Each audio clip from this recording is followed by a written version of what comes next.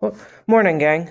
We're going to talk about the Roman Republic and the Roman Empire today, and you're going to have a little stations activity. It's going to be due on Friday, but I'm uploading it today. The questions and the documents are separate in PDFs, so just make sure to go through, find the questions, find the document, do a rolling answer into Canvas, and if you need help, I'm available, and just let me know and we can do a Google Meet. So, we're going to talk about both the Republic and the Empire today pretty briefly. I'm just going to go over some basic information. Don't worry about it. There are textbook chapters to help that I'm going to upload, and the station's activity should also help you. So let's get started. Rome is famous for a lot of things. If you've ever been to Rome, it's an amazing city. If you've never been to Rome, don't worry. We're going to try and recreate the magic for you, whether it's the Spanish Steps, the Trevi Fountain, or wonderful Pompeii, where Vesuvius was going to erupt and have a wildfire. So, some Roman origins. You don't need to know all of this. You don't have to jot it down. It's just something I've got to go over with you so that you understand it. So, Rome was founded in about 735 BCE by Romulus and Remus, the ancient wolves, as they were called. It's located along the Tiber River. So, the Tiber River is another one of those river valley civilizations. It's located between the Alps to the north, so the Alps, the mountain range, and the Mediterranean Sea to the south. And there were different types of people that lived in this region. You had the Latins, who lived in wooden buildings. You had the Greeks, who had the colonies in the south, so they're existing, and they've kind of migrated into parts of Sicily and Sardinia, and along the heel of Italy. And then you had the Etruscans, who were in the northern part. They were the metal workers. They came up with our modern alphabet and the arch. So all of these different people and players are working their way in toward the Roman Empire and the Roman Republic. So we start off with the Roman Republic. It came first. In the Republic, citizens voted for their leaders. All citizens were freeborn males. Yay, freeborn males can vote and are considered full citizens. Ladies, you were considered a citizen, you just could not vote. In the Republic, we have a social structure. I didn't make a pyramid for you, but I've kind of put them in order. At the top were what we call the patricians. They're the wealthy landowners. Below them are the plebeians, who are the farmers, the merchants, and the artisans. Below the plebeians, we had the freedmen. So these were people of conquered territory who were enslaved but later set free. And then below the freedmen, we had the slaves. So four basic social structures: patricians, plebeians, freedmen, slaves.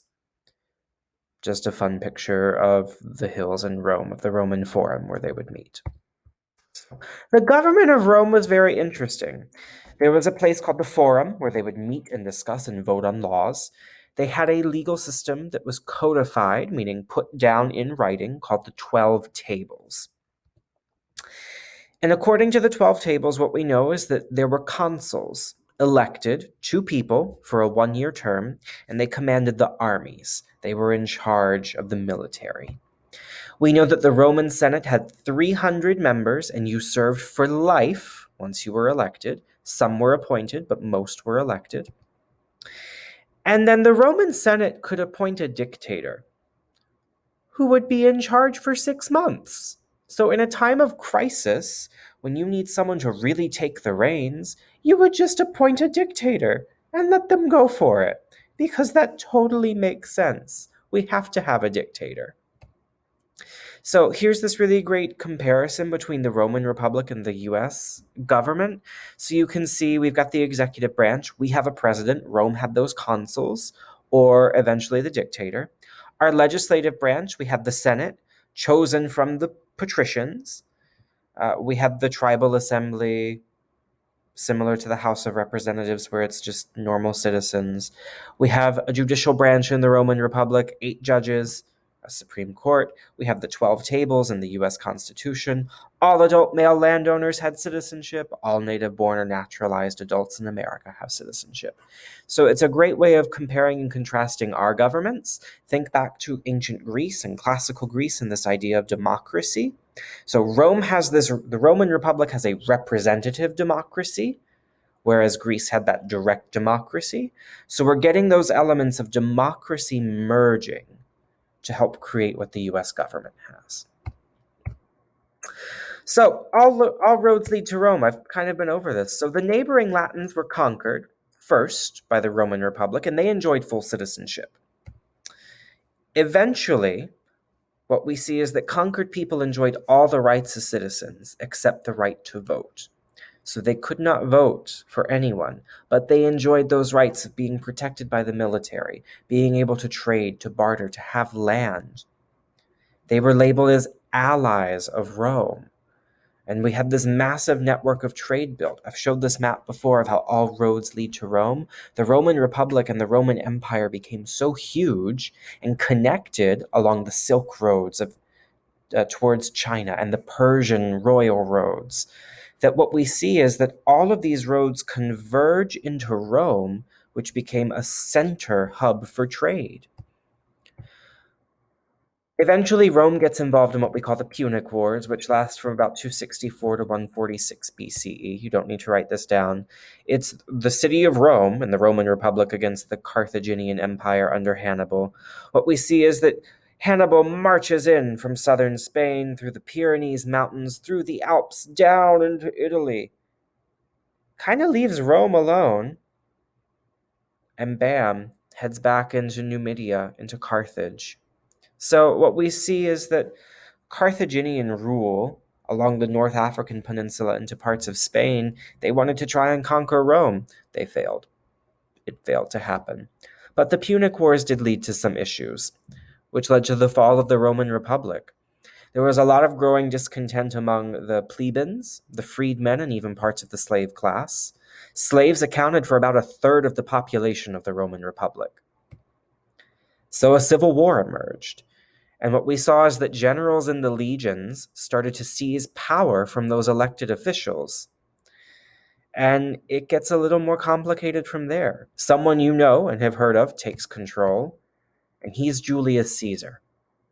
He was elected as a consul, and he was the governor of Gaul, which is modern-day France.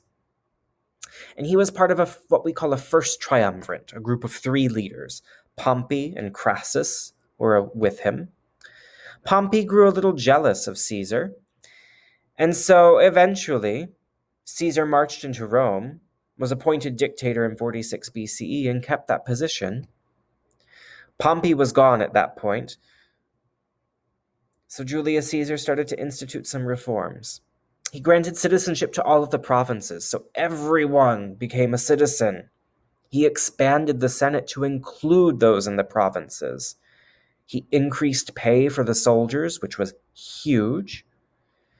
And he also started to realize, farmers, you need more land to go to. So as the empire expanded, the farmers went out to the colonies and settled there and started farming the land.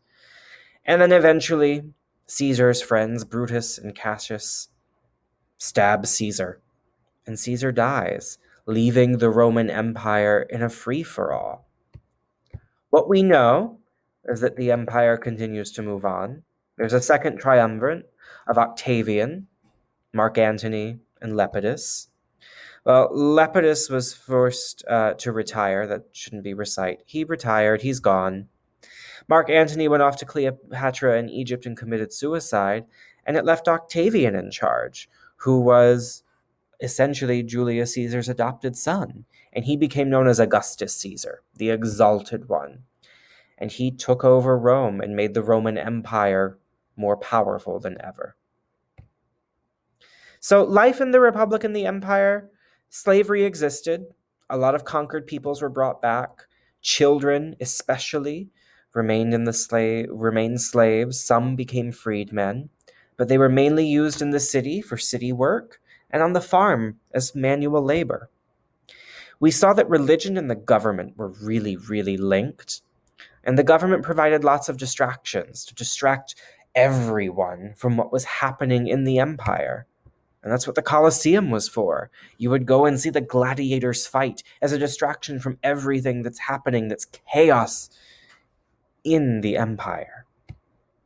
Eventually, we get this thing called the Pax Romana, which is the Roman peace, where there's no war from a time period from 27 BCE to about 180 CE.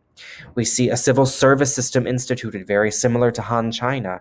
We see tax collection happen. We see post offices built, road constructions, the trade networks expanded even more during this time.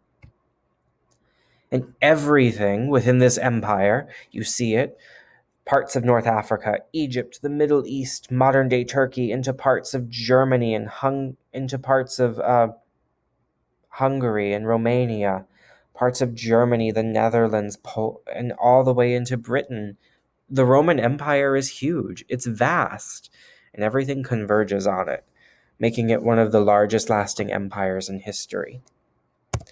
So that's it for this lecture today. I'll post the slides and everything will be up on the Google Classroom. Have fun with the stations activity. It's not due until Friday, but try and get it done now. I'll see some of you guys tomorrow. And if you need any help with anything, let me know. Have a great day, guys.